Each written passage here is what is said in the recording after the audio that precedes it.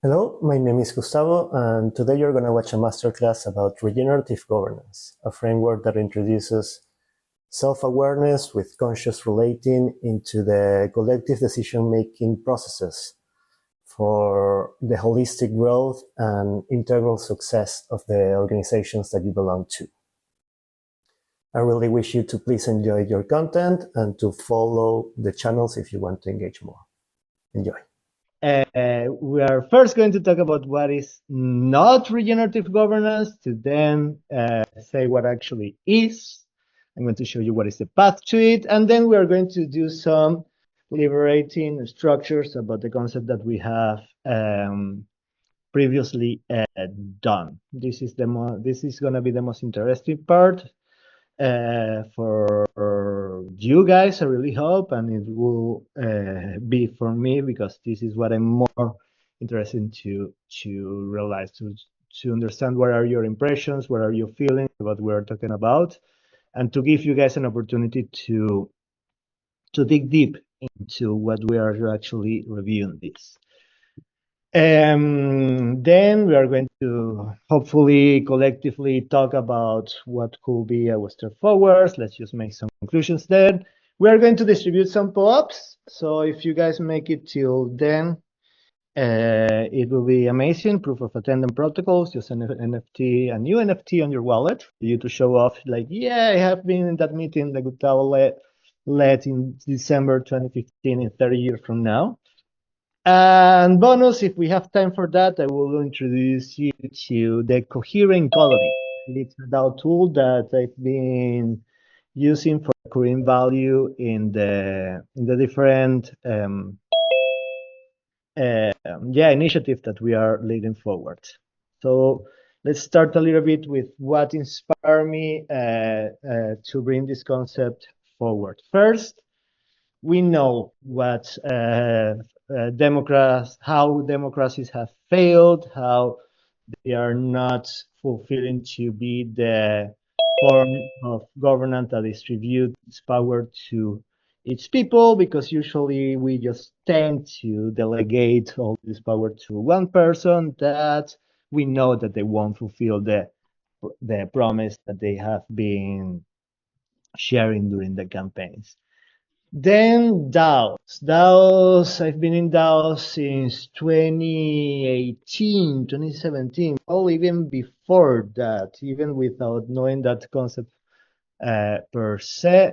And this has been like a great promise for a lot of people, and there has been a lot of disappointment. I have been disappointed very much in my personal experience with DAOs, not only for those organizations, also about myself. I realized that my way to interact with DAOs was not the most healthy way. That has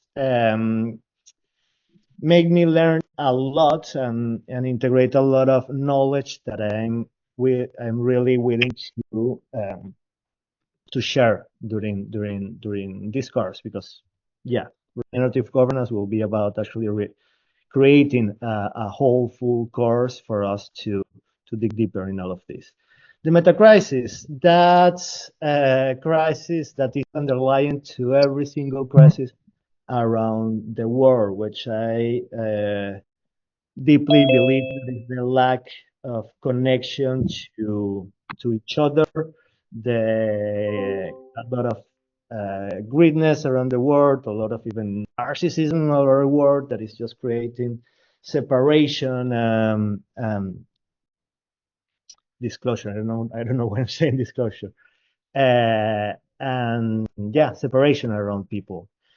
Permaculture. I have been the last couple of years digging really deep in nature-based communities, understanding what are those processes in which we are aligning the human factor with nature, and we want to be future-proof for the next generations. And I have found, hello, Chris. If you can go on mute during this. Legal, não? Amazing.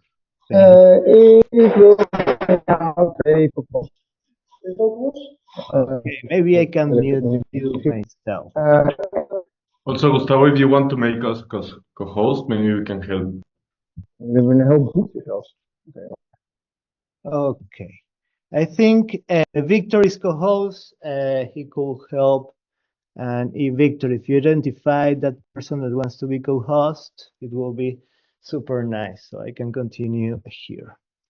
So I really think that humanity has this duty to understand deeply how nature works and to do our best effort to biomimic how nature works and to try to organize ourselves in the way that nature does. This is actually very deep and very complex. I have managed to grasp just a little bit out of my last 2 years, like living in nature-based communities and also permaculture design course that I've done. And I'm bringing also those knowledge together with all these years that I've been working in DAOs. Non-dualism. This is a philosophy that states that there is no separation among beings. There is no good or wrong. We are all part of one same macro cosmological entity, and as such, we just need to understand every single aspect of nature, every single aspect of reality, and move forward with this, work together with it, instead of just believing that we are separate, isolated entities, and I should be ruling over other people because I am me and you and you. So if we can connect to the concept of we are we and acknowledging and embodying that we is the best way to move forward. I really feel that deep social urgency around ourselves, and I will move forward because I'm realizing that this is I'm taking a lot of this slide. But yeah, I see just a lot of conflicts around people, around organizations, many startups that are just failing because they don't get their things together. There is a lot of trauma around people, and there is not awareness about that. So I really want to bring this into the way how we are governing ourselves and our organizations, and also my own grounded spirituality that I have developed in the last few years that have pushed me to be today here sharing all of this.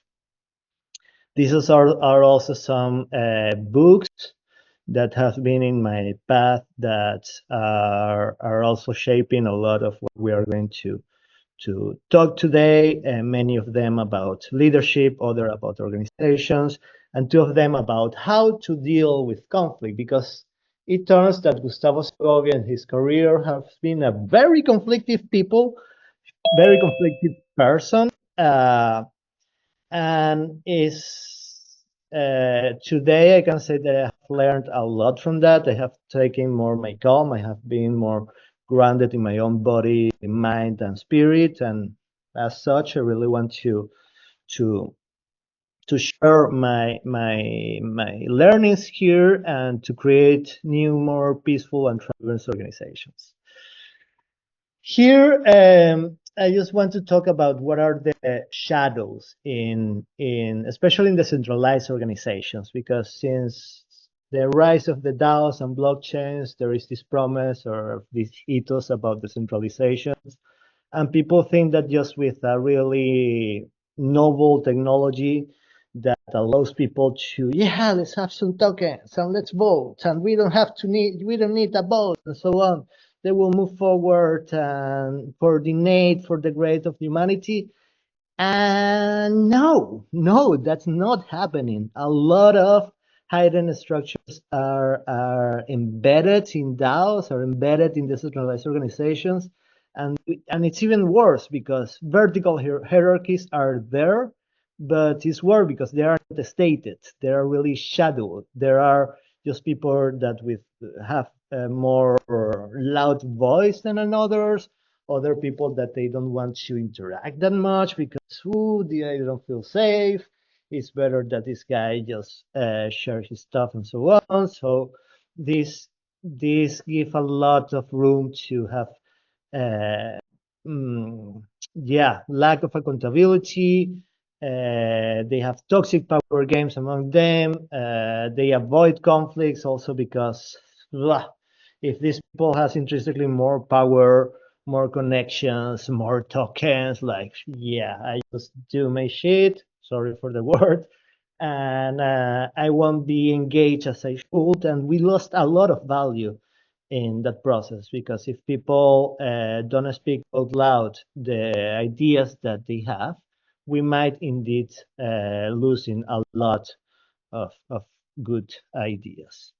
By the way, if there is any burning question that someone just wants to jump in and say something, please raise your hand. I think like Zoom has a hands up button over there, or if like really burning, just turn off your mic and jump over, and I will take my freedom to say, hey, we need to move on. So having said so, and especially sharing my previous inspiration about what regenerative governance is, you may say, well, regenerative governance may be just a bunch of hippies that are gathering together and take decisions over a DAO. And no, that's not at all what it is. Regenerative governance is not about blockchain protocols. Regenerative governance is not a superficial term. It's not a new meme that that doesn't have any meaning in it. It is a meme. It can be a meme. Actually, I like memes. I think like memes are important to grow the informations that we want to share with society. But regenerative governance is actually willing to be more deep and meaningful than just having a new group of hippies and people that are, yes, I'm connecting with nature and with regeneration, let's go and govern together. No. Regenerative governance should actually be looking more like this, like a more harmonized way in which people are working together. It's inclusive by design, but also it's effective. Yeah, I'm talking a lot about effective inclusivity. There has been a lot of discussions that inclusivity by default doesn't work because people may just bring a lot of noise, they lack a lot of context. So there are times indeed in which inclusivity can be harmful for our organization. And I might agree with that, but when we lack the proper structure to include people is when we see that. If we have the right structure to be openly and inclusive with people, we can reach our good degree of effectiveness. Is holistic. We don't only want to deal with the governance protocols. We want to deal with people growth. We want to deal with people relationship. Regenerative governance is iterative, meaning that we can realize that we might take a decision about our protocols or our structures that may not be the good one, but if we are consistent and coherent with our inclusivity and structures, we will iterate on our way.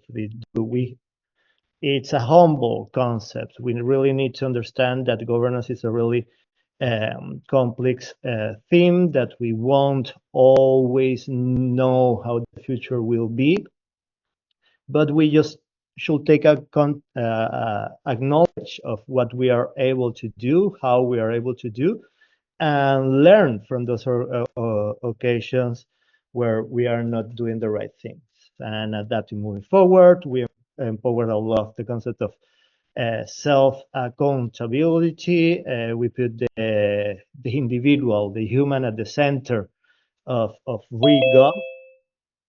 And we also really want to make it accessible for everyone. So a lot of onboarding, a lot of sharing context, and so on. Nonviolence is very important, especially when we are dealing with conflict, because there is common misconceptions in my belief that conflict is something to be prevented or avoid. We should avoid conflict in any case. And I really disagree with that. I think that conflict can really boost and promote deeper connections among people, most valuable innovations in organization, as long as we suppress the violent part from it. We are just coming from a society in which violence and conflicts usually tends to be hand by hand. These are something that in our society, violence and conflicts are coming together, but we actually can break those in different parts. We can't remove the violent the violent primitive, let's say, from our conflicts, and when we have the maturity to do so, we can move forward and grow, even in a personal or relational or organizational way. Therefore, it's transformative, because if we are growing, we are transforming, we are changing, we are becoming new people or new organizations. It's developmental by default. We want to include in our decision-making protocols ceremonies, ritual practices that are actually empowering the development of every single individual and the organization as a whole. And it's fractal, meaning that ReGov is not only about the way that we govern our organizations, it's about the way that we are governing ourselves and that we are governing our relationship with other people. This is the basics of regenerative governance, how we govern ourselves, how we govern the relationship with other people, and how we participate in the governance of our organization. It's assuming that the center of the universe is thyself, it's ourself. I'm the center of my universe. Alex is the center of his universe. Grace is the center of her universe, and we just acknowledge that. And based on this awareness, we just manage our communications and our way of interacting based on that. So this is how I define regenerative governance, a framework that is aligning human growth with the evolution of our organization into the decision-taking mechanisms. It's a social technology that practices governance systems where the authenticity and development of each person strengthens the whole group, where conflict doesn't stop progress, but fuels innovation. And to break even down what ReGov is, I'm proposing this three-phasic, I don't know how to say in English, three-phase governance, where we understand what are the processes for self-govern ourselves, or just practicing self-awareness, to practice empathy and relational intelligence, so what I'm just calling for matching into this framework, relational governance, and practicing collective stewardship, what we all know as collective organizational governance, right? And even each one of these stages has 3 different phases that are from it starts from observation. It's like a judgeless observation about what's going on in each of these areas. Then it's a process of understanding, of discerning of what we are observing, to put in structures and to map somehow what we are observing, to provide just a greater understanding about what might be happening in ourselves, in our relationship, or in our organizations, and to then practice. And is the practice the one that is going to allow us to interact, to deploy that change that we need to do. If you see governance in maybe in an oversimplistic way, governance is just a way in which we manage change of something that just needs to be improved, or change of something that really needs to be fixed. Just a parenthesis that I'm realizing I forgot to share before when I say what regenerative governance is not about. It isn't about. It may be, but I don't want to promote these concepts in the ways that organizations are actually allocating their capital or deciding how to distribute their funds. It may support those processes, of course, but I really think that blockchain and different Web3 protocols are providing really novel solutions that can work very well in how to distribute funds, like quadratic matching, conviction voting, and several others. ReGov may work for that, but it's still experimental. We all need to see that. So coming back a little bit with the concepts in each of these verticals. In practicing self-awareness, I really want to talk about how to map ourselves. Okay, what is the difference between the egos and the true essence or the true self? How to identify what is conscious and how to identify what is unconscious in ourselves. Concepts about lights and shadows, and something that I'm going to speak briefly today.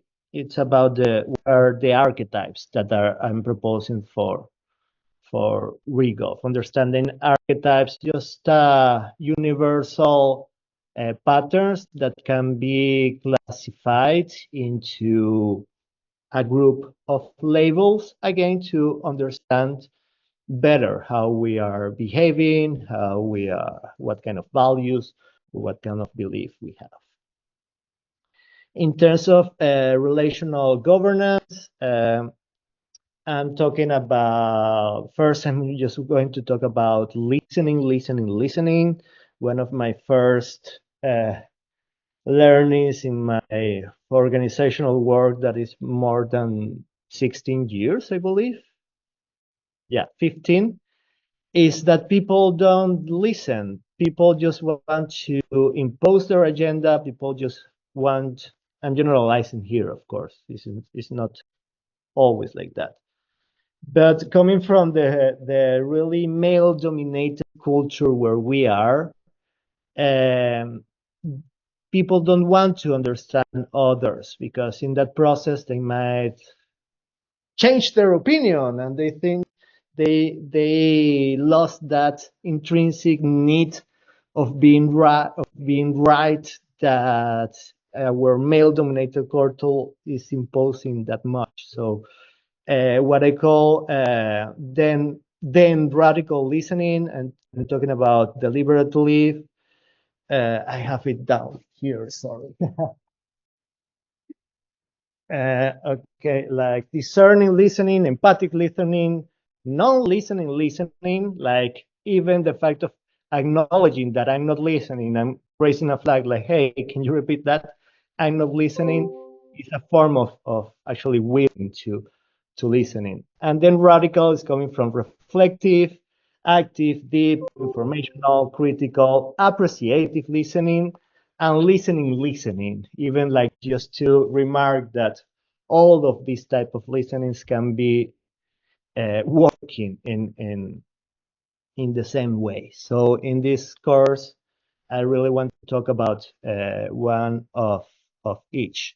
Nonviolent communication, that's, I have found like it's a really useful tool that just shows people how to communicate, how to structure that way that they are just talking to each other, to realize that there is no willing to imposition, it's just that willing to self-express and understand each other. Just very long story short, NVC, it's about communicating with observation and facts, communicating to feelings, to say how we feel. Surprisingly, I have found that people don't know to express how they are actually feeling, to identify what actually people need when they are communicating, and how to make the request in case that when this communication is having this intention of requesting something from someone else. We are going to also talk a bit about trauma awareness culture, how how issues or different conflicts or different violence events that we have had in our life are actually shaping our behavior, is shaping the way we talk and react to each other. And when we bring awareness to that, we bring a lot of awareness first to ourselves. We can bring also awareness about, hey, maybe this is a topic that may be really lightly from me, but for you, I realized that, whoa, maybe you have a problem with your dad when you were 12 years old and you are not allowed to trust really male and secure kind of energies, right? So when we take awareness of that, we then understand how to behave and how to, hey, let's slow down, let's take a pause. I'm not your dad. This is kind of a joke, but it's not. Let's move forward, right? And authentic relating. I'm not going to talk that much right now about this because this is a concept that, yes, we are going to see today. And in terms of organizational governance or practice this collective stewardship of our communities, I really want to start talking about the spiral dynamics. That is a way that it's also a structure that show how humanity in terms of individual but also collective are evolving in the terms of how they are aware about each other, how they can provide safety, trust, or even resources. Sociocracy and holocracy are amazing ways, of course, to do collective governance. In my own experience, I have found that these are governance methodologies that are very challenging when the proper culture is not there, because these are actually really hyper-structured methodologies that tends to raise up a lot of egos, because when an ego is being triggered, and especially if it's a person with a lot of power on this organization, they will step back and they say, no, this is too slow, this is too complex, our people won't like that, and so on. And this is why I'm first bringing this concept about self-awareness and relational intelligence, because once we can cover that, it will be actually more easy to bring and practice concepts like sociocracy. Deliberatively developmental organizations is actually a concept that I'm downloading from a book that I read that is called Everyone's Culture. And it's the way how organizations are actually embedding into their strategic goals the development of their individuals.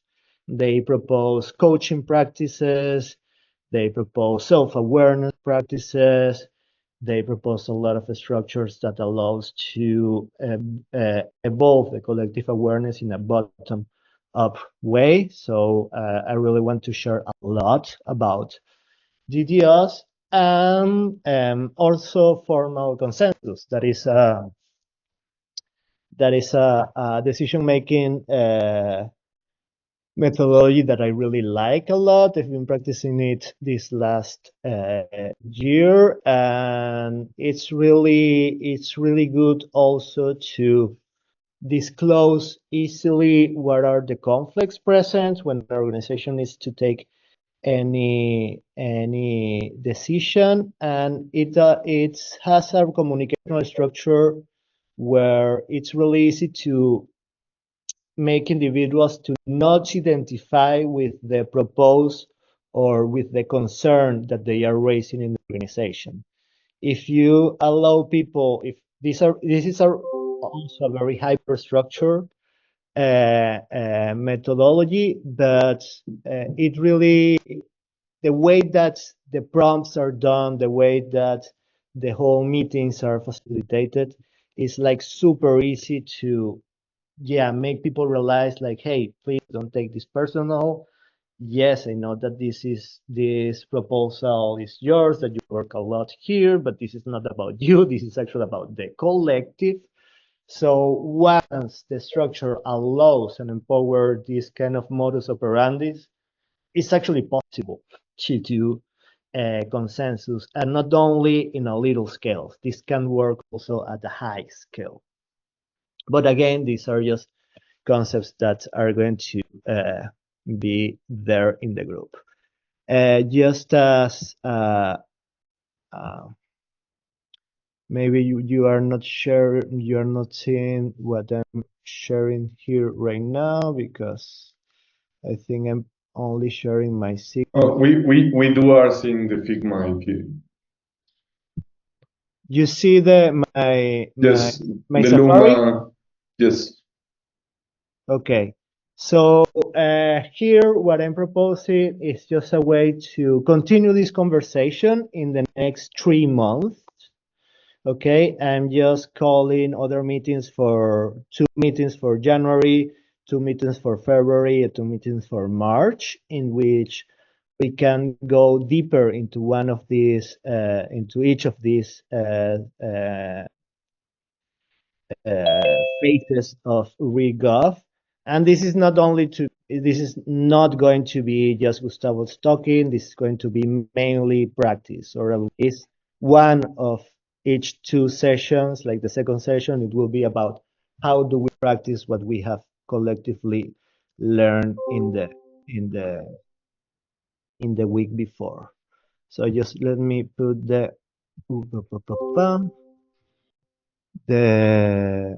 link here if you want to go there and follow that calendar. That will be amazing. Any question, any comments so far?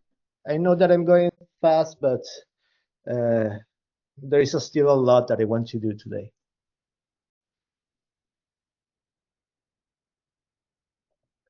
I actually do have a question about this slide. Huh?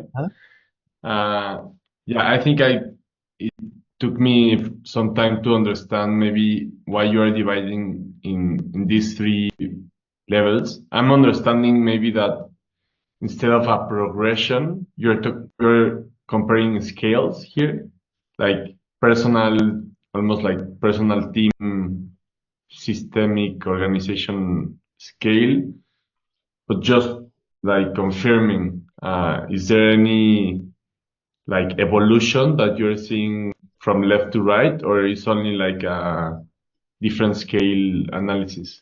It's a different scale analysis. I really believe that what is inside is outside. Yeah. Personally, I really believe in the Stoic philosophy, in which we cannot change our environment if we don't change firstly ourselves. Yes.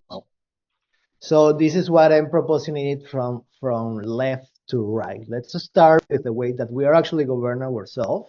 Yeah. Then when I talk about relational governance, is not that I'm having a relationship with you, Alex, and I'm going to understand the strategies on how to govern you. No, no. It's just how I'm governing the way that I'm interacting with you. Yeah. And it's the same for the third one. But the third one may be more focused on facilitation, because deploying an organizational culture, this is mainly about culture, is not straightforward. So the way to do that is, or we engage our entire organization in this kind of courses and in this kind of practices, and we all go there and we all study this together and so on. I think that if we just train facilitators that are going to have, let's say, a ReGov certificate, an NFT or whatsoever, I don't know, I haven't thought that deeply there yet, right? But what I do know is that facilitators can, empowered facilitators can actually come to whatever organization, and through those practices, even if those organizations are not learning all those theory, but if the facilitators just are the enablers of these practices, just by the way of practicing that, is the way that we are going to change the culture in our organization, and we might be more regenerative towards each other. Regenerative, understand it as a way of just healing the way that I behave, healing the way that I consider and I believe about myself, and also healing the way that I do with our organizations, because we know that in whatever kind of company, DAO, foundation, NGO, there are a lot of risk of disengagement, burning out, because they just don't believe in their leaders, or they are just having a lot of issues and frictions with a colleague or something, right? So is that clear? Yes. Nice. So let me move forward then. Okay. So again, here, and what I'm going to talk about is first by the architect in ReGov, then a little bit about what is authentic relating, and I'm just going to show you a little bit about what formal consensus is. So in terms of archetypes, I'm really inspired by Carl Jung's work and all what he has bring to humanity about what archetypes are. And for decentralized governance, I have seen these three main archetypes. There are more, okay? There are many more. But I think that these three are those that can map or disclose in a more simple yet complete way what kind of people we might find in our organizations.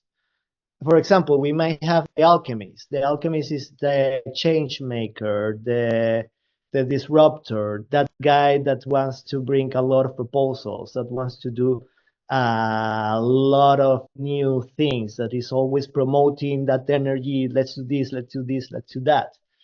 And this is a guy that, as in any other archetypes, we actually do need in our organizations, but they also can bring a certain shadow aspect that can trigger other people there. Like an alchemist may be just willing to do change by change, or when he find a lot of barriers to his proposals, he might be burned down and step back because, yeah, these people don't understand me, and they don't get the benefits of what I'm doing. So when we go deeper into one of these, we have that opportunity to, hey, let's see where we are. Let's see what kind of a strategy I can bring to work together on the way that I'm communicated to everyone else. The weaver is the connector. The weaver is that people that we need in whatever kind of community to bring peace and harmony to us all. They are generally understanding everyone else, or at least most of people, and they are bringing that oil that is actually serving to make other people to understand and to make other people to agree on each other. A shadow as archetype of the weaver is that they can become just very much people pleasant, and they lost that sense of identity because they don't place themselves anymore. They just want to please every other people around, and we may have losing a lot of inputs from there. And then the guardian is that archetype that is willing to bring stability to the network. They generally don't like that much changes in our organizations, and that brings a lot of security as well, right? But in their shadow, they can actually not be that beneficial because they might be preventing innovation to happen.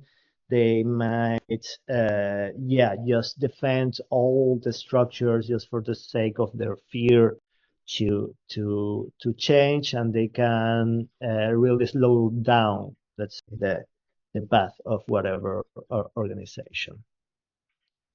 Again, I'm going really superficial here. I have actually developed a lot of content regarding these three guys, but I'm really a little bit out of time here. Then I really like this concept about authentic relating. That is just a communication style that focuses on bringing openness, honesty, and presence to our connections and how we relate to each other. The relationships, it's a communication style that encourages a lot to be vulnerable, in the sense like to allow ourselves to bring out of our comfort zone and to be more true about who we really are, to be self-aware, and to safely express our emotions in a very honest way. This will help us to develop more meaningful relationships. And yeah, it's a way to engage in a way that actually makes us feel real, genuine, and aligned with who we really are. And I bring this to the attention because in nature there is no bullshit rather than the shit of the bull, right? In nature is everything is real. Nature doesn't have the opportunity to develop lies or to build social constructs because there is not that. If we can bring that to ourselves, if we just can bring safety and security to who we really are, and if we can develop environments in which we can open that up to our organization, this is the best way to keep a community together and aligned. We really want people to be themselves, but people can only be themselves in an environment where they feel safe to do so. The principles of relating communications are 5, but I really want to add the slow down principles before these other 5s, and because especially in our culture, authenticity is something that tends to trigger a lot of people. Because our culture is built on social, unauthentic constructs that are just serving the system itself. It's serving the system, it's not serving its people. This is a way to structure communication to actually serve first the people in order to build up a system that is adapting to them. instead of the otherwise. So yeah, slow down, welcome everything. I will really advise you guys to take a screenshot on this. I won't go into every single detail here, but yeah, make no assumptions, or even when you are making assumptions, it's important to say, hey, it might be an assumption, but probably half of you guys are actually being bored about Gustavo talking here for over 50 minutes, and we haven't gone in the deliberating structures yet. Don't verify it or reply this assumption. It's just an example. Revealing my experience, like I feel uncertain about how I'm doing right now because I'm just talking. I don't even know how many people are here. I just can see a few faces here, so that makes me feel a little bit afraid. Maybe you guys are not liking what I'm sharing. Still, I'm feeling my responsibility of just move forward and just hope, let's say, that you guys are actually retrieving value from what they're sharing. And then own your experience, right? Like, if you guys are being bored, I won't blame you guys. Like, yeah, you are not paying attention. You don't give a shit about what I'm doing.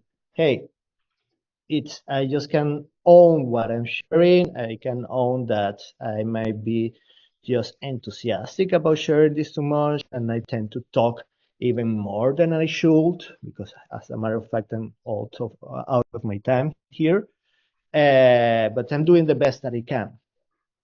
And honor the self and honor the others. I have worked actually a lot for doing this presentation today, and the fact that you are still here with us is really appreciated from my side, because I really like to feel here. I really like to feel comprehended. I really like to see that you guys want to actually understand. Ooh, and I'm thirsty. I'm going to stop talking, guys. And then a little bit more is about what I was sharing before, this governance methodology that I've been practicing. Is called formal consensus. And again, it's just a protocol. It's a very human protocol. It needs to be very well facilitated. Facilitators needs to understand very well what they are doing, how they are doing, what to communicate in what moment, how to read, how to understand other people's, to lead different type of communication. If you remember that triangle for observe, structure, and interact, I put in practice, but in this case it's more like to interact. This is related also to this level 1, level 2, and level 3. Imagine that we are having just governance meetings, and each of these governance meetings, they just have different scopes, okay? In which the scope of the first one is just, let's just make a broad discussion. If we realize there is actually a conflict, okay, we just take note. We don't put any effort in resolving that conflict. In the second meeting, we will just remember what we all discussed in the previous meeting, and we will make all this list of concerns regarding all those proposals that we talked before. We are going to group all those concerns if there is room for that. And again, we don't discuss them. We just agree on what are actually the concerns. Okay. And then in the third meeting, and again, after some time have passed, let's say 1 week, let's say 2 days, but at least minimum 1 day, let's say, is where we bring our people together and we go to resolve our concerns. Maybe I'm saying A, Gareth is saying B, but after all these processes, we have actually realized that it's not A nor B, but it's C. Because again, there is more room for people to be there, to share their insights. And in sharing their insights, it's just how other people are actually taking awareness of something that they didn't know before, and they will say, oh, actually, yeah, these concerns is just being solved, but the input that Garrett or Yates are just bringing to the table. Even after that, if there is no concerns, there is kind of a escalation within the proper team process, in which we just make a checkup that these concerns is aligned with the principles, values, cultures of Manifiesto or of the organization. And still, if there is no agreement on that, well, we can even send to committees. If there is a committee in this community, we can just ask the people raising the concern to stand aside, like, hey, we are not moving forward. Are you able just to stand aside from this? Or just declare a block if there is no room for the others possibilities. Just to finish our presentation today, I want to share with you guys this quote from Winnie the Pooh. When Winnie the Pooh asked Piglet, Piglet, how does one become a butterfly? And Piglet answered, you must want to fly so much that you are willing to give up being a caterpillar. You mean you die? Asked Pooh. Yes and no, answered Piglet. What looks like you will die, but what's really you will live on. I really think this is all about enabling transformation. We want to transform the world if we are here together for governance. One fact that I have learned in the last few years is that we cannot transform the world if we don't transform ourselves before.